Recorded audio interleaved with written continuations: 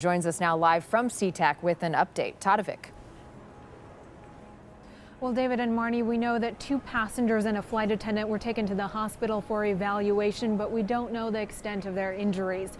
The good news, though, is that most of those passengers were not seriously injured. That flight did land here at SeaTac just a few minutes ago, and I spoke with several passengers who were so shaken up. They say they felt like they have lived through a movie. Listen to what some of them had to say.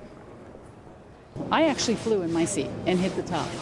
And I had headphones on, thank God, because the next thing I know, my headphones were flying over to the other, laptops and everything were flying around.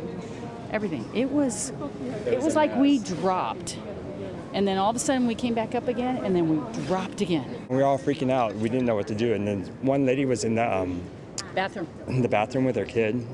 She came out all bloody. It was like a movie. And then you can see the people who aren't belted in. They're hitting the ceiling and they're flying up out of their seats. So always wear your seatbelt no matter what, because this was unexpected. Yeah, those passengers said that this was very unexpected. It just kind of came out of nowhere. Earlier this evening, I did speak with Joe Justice. He was the one that took that Twitter video that you just saw. His family was so shaken up that they decided to stay in Reno for the evening, so he FaceTimed me about what happened in the air. A tipped-over beverage cart is only part of the chaos inside the cabin of Delta Flight 5763. It was quite sudden, and there was a lot of screaming. Joe Justice from Seattle shot this video mid-air just after the snack service started. The flight attendant that was doing the service, and I think another flight attendant as well, went to the ceiling with the cart.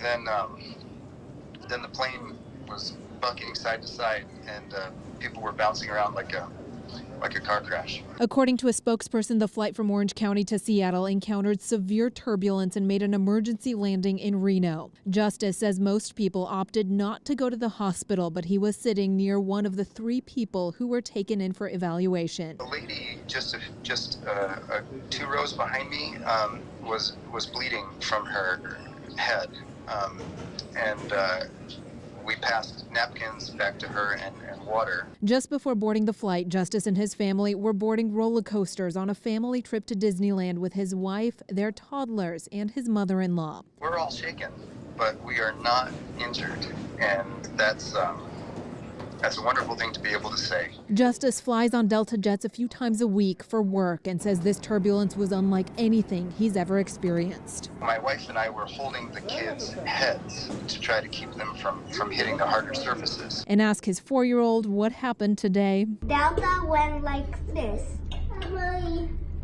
And then coffee spilled, but it was okay. It was okay. Kids just have a way of putting things very creatively and very concisely. So again, most of those passengers are okay, but no doubt very shaken up about what happened. I have to say, every single passenger that we spoke with, they said the Delta crew was extremely professional. They checked on every single person one by one to make sure they were okay once that flight landed. Delta will be refunding the fare for those flights for each of those passengers.